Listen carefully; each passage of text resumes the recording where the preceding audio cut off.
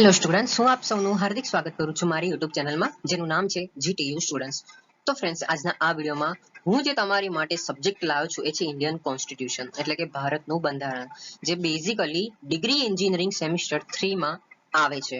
Okay, આશા કરું છું કે આનો પહેલાનો વિડીયો જેમાં મેં તમને ઇન્ડિયન કોન્સ્ટિટ્યુશનનું જે જીટીયુ નું સિલેબસ છે એ ડિસ્ક્રાઇબ કરેલો હતો. સાથે સાથે મેં તમને કીધું પણ હતું કે જીટીયુ માં આનું કેટલા માર્કનું પેપર પૂછાય છે. તો પ્લીઝ તમે એ વિડીયો નથી જોયો તો જોઈ લો, કેમ કે એ વિડીયો છે 5 જ મિનિટનો, પણ તમને ઘણું બધું નોલેજ આપી શકે છે. રાઈટ? તો મિત્રો, આપણે આ વિડીયોની શરૂઆત કરીએ મીનિંગ ઓફ કોન્સ્ટિટ્યુશન થી, કે ભાઈ બેઝિકલી આ કોન્સ્ટિટ્યુશનનો અર્થ જે છે એ શું થાય છે, તેમજ કોન્સ્ટિટ્યુશનલિઝમ એટલે કે બંધારણવાદ. તો આ બંધારણ અને બંધારણવાદ આ બે વસ્તુ શું છે? ઓકે, બટ એ પહેલા એ પણ જોઈ લઈએ કે શું આ બે ટોપિકમાં કંઈક જીટીયુ ના રિલેટેડ કોઈ ક્વેશ્ચન પૂછાયેલા છે. તો ઓફકોર્સ ફ્રેન્ડ્સ, પૂછાઈ ગયેલા છે. તો જીટીયુ પ્રીવિયસ યર ક્વેશ્ચન્સ. તો પહેલો ક્વેશ્ચન કઈ એવો છે કે ભાઈ discuss the meaning of constitution, Y it is necessary for a country, જે વિન્ટર 2019 માં પૂછાયેલો હતો. બીજો ક્વેશ્ચન પણ આના જેવો જ છે, લખ્યું છે કે discuss the meaning of constitution and Y it is required for a country. આ બેઝિકલી પૂછાયેલો હતો વિન્ટર 2021 માં. અને ત્રીજો ક્વેશ્ચન જે છે એ છે explain the importance of constitution and constitutionalism. Okay, જે ઓલરેડી 2022 માં વિન્ટરમાં જ પૂછાઈ ગયેલો છે. ઓકે, તો આ વિડીયો જે છે ડેફિનેટલી ઇમ્પોર્ટન્ટ રહેશે. ઇન કેસ અગર આગળ આવી રીતે અગર ક્વેશ્ચન પૂછાયો તો આ સ્લાઇડમાંથી તમારે આન્સર દેવાનો રહેશે. ઓકે, તો ચલો મિત્રો, હવે આપણે મેઇન આપણો ટોપિક જે છે સ્ટાર્ટ કરી લઈએ. તો મિત્રો, ઇન્ટ્રોડક્શનમાં આપણે સૌથી પહેલા બંનેનો કોન્સેપ્ટ જોઈ લઈએ કે આ બંને વસ્તુ શું છે. જ્યારે મિત્રો દેશના કાયદાની વાત આવે ત્યારે બંધારણ અને બંધારણવાદ એટલે કે કોન્સ્ટિટ્યુશન અને કોન્સ્ટિટ્યુશનલિઝમ જેવો કોન્સેપ્ટ જે છે આપણા મગજમાં આવે છે. બેઝિકલી આપણે કોન્સ્ટિટ્યુશન એટલે કે બંધારણને દેશનો સર્વોચ્ચ કાયદો તરીકે ઓળખીએ છીએ, જ્યારે કોન્સ્ટિટ્યુશનલિઝમ એટલે કે બંધારણવાદ એ એક પ્રકારની શાસન વ્યવસ્થા છે. જેમ કે પહેલાના જમાનામાં કેવું હતું, એક રાજા હતો, એ પર્ટિક્યુલર કોઈ એક એરિયા ડિફાઇન કરી લેતો હતો અને એ પોતાની શાસન વ્યવસ્થા ચલાવતો હતો. ઓકે, ત્યારે કોઈ કાનૂન કે એવું બધું હતું નહીં. તો એ શું કરતો હતો કે એક પર્ટિક્યુલર એરિયા વાઇઝ એ પોતાનું શાસન કરતો હતો અને એ પોતાના જ નિયમો એ બનાવતો હતો. ઓકે, તો આ કોન્સ્ટિટ્યુશનલિઝમ જે છે એ શું છે?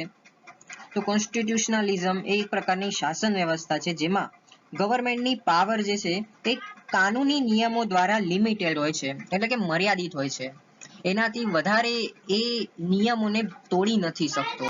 તો મિત્રો, થર્ડ પોઈન્ટ મેં તમને કીધો એ પ્રકારે જ છે કે કોન્સ્ટિટ્યુશનલિઝમ એ પોતાની એક લિમિટમાં રહીને જ પ્રોટેક્ટ ધ રાઇટ્સ એટલે કે વ્યક્તિઓના કે પછી જૂથોના અધિકારોની એ રક્ષા કરે છે.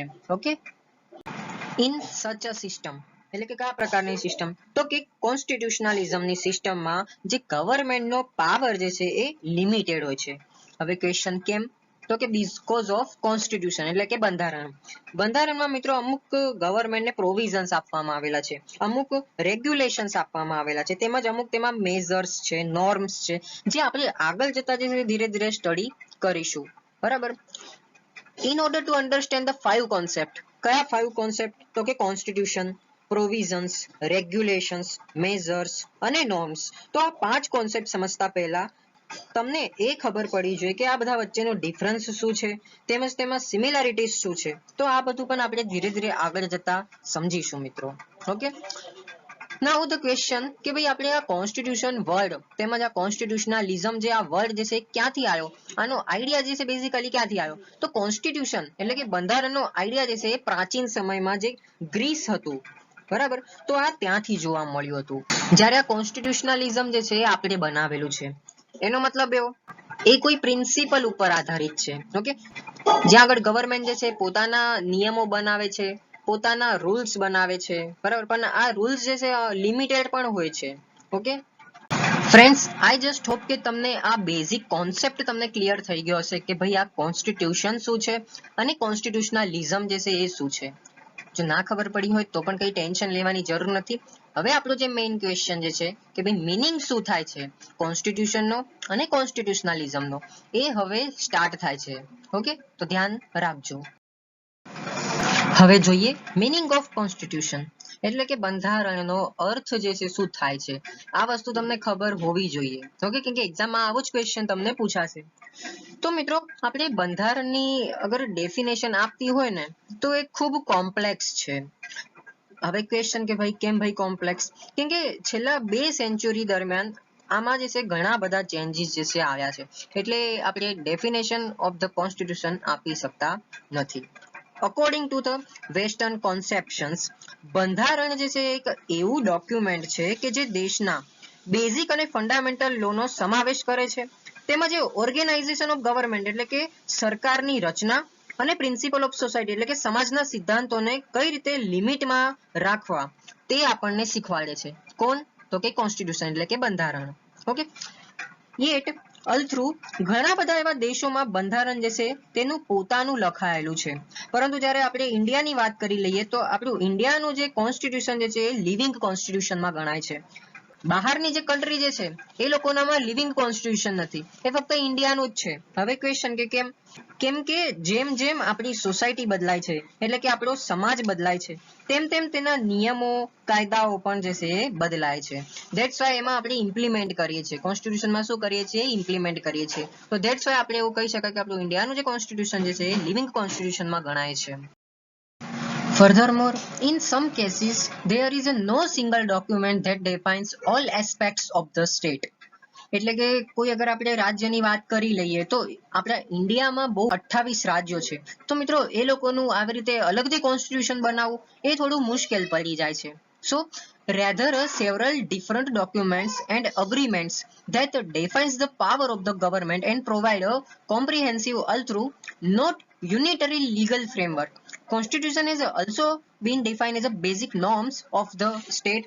પછી system of integration in organization of norms and laws, અને ત્રીજું ઓર્ગેનાઇઝેશન ઓફ ધ ગવર્નમેન્ટ એટલે કે સરકારની રચના. કોન્સ્ટિટ્યુશન જે છે એ ગવર્નમેન્ટનો બેઝ છે એટલે કે ફાઉન્ડેશન આપણે એને કન્સિડર કરી શકાય, જે પોલિટિકલ ઓર્ગેનાઇઝેશનની રચના કરે છે અને તેને અમુક રાઇટ્સ પણ પ્રોવાઈડ કરે છે, તેમાં જે થોડીક એવી ફ્રીડમ્સ પણ જે છે આપે છે. આપણે પોલિટિકલ જે થાય છે આપણને ખબર છે, તો એમાં જે છે કોન્સ્ટિટ્યુશન એટલે કે બંધારણ જે છે એને અમુક રાઇટ્સ પણ આપે છે અને ફ્રીડમ્સ પણ આપે છે કે હા તમે આવું બધું કંઈક એમાં ઇમ્પ્લિમેન્ટ કરી શકો છો, જો તમને લાગ્યું તો તમે આને અમુક નિયમો જે છે એ બનાવી શકો છો.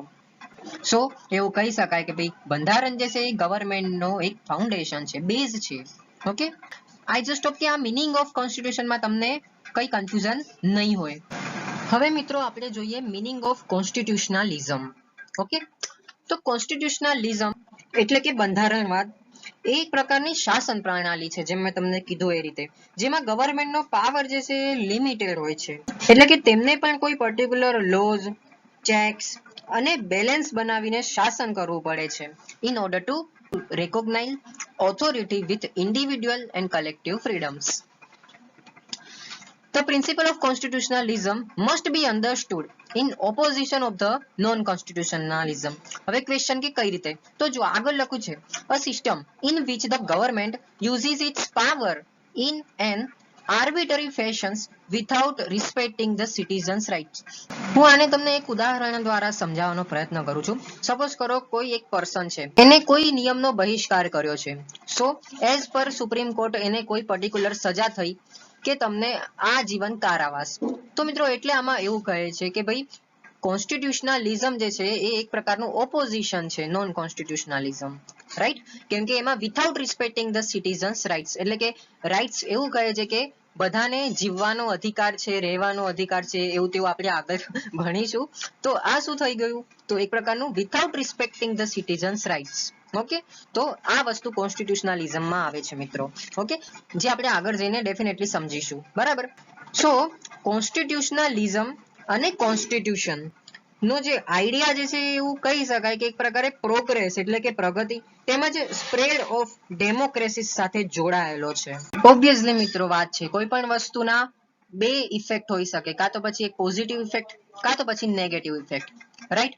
સો એવું કહે છે કે the idea of constitutionalism and the constitution is strictly linked with the progress and spread of democracies in monarchic એટલે રાજાશાહી, પછી સર્વસત્તાવાદી અને તાનાશાહી શાસનોમાં સામાન્ય રીતે કોઈ બંધારણ નહોતું. આપણને ખબર છે મિત્રો પહેલાના જમાનામાં જે છે આવું કોઈ કોન્સ્ટિટ્યુશન બનેલું જ નહોતું. પહેલાના સમયમાં એટલે જ્યારે આપણો ભારત દેશ આઝાદ નહોતો થયો ત્યારે શું હતું? તો કોઈ એક રાજા હતો પર્ટિક્યુલર એરિયા વાઇઝ, જે પોતાના જ નિયમો બનાવતો હતો અને પોતે જે છે અમુક વાર એ નિયમો તોડી પણ દેતો હતો.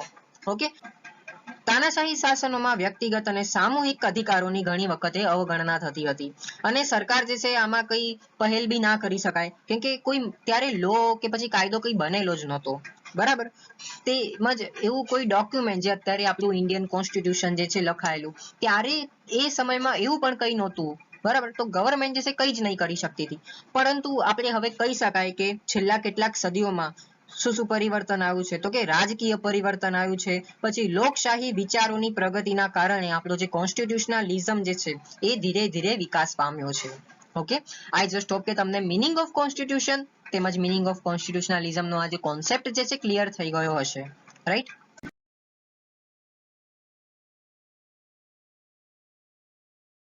તમે મારો વિડિયો જોયો એ બદલ તમારો ખૂબ ખૂબ આભાર જો તમે મારી YouTube ચેનલમાં નવા છો તો પ્લીઝ લાઈક કરો આ વિડિયોને તમારા WhatsApp ગ્રુપમાં આ વિડિયોને શેર કરો તેમજ પ્લીઝ સબસ્ક્રાઇબ કરવાનું ના ભૂલતા thank you so much for watching my video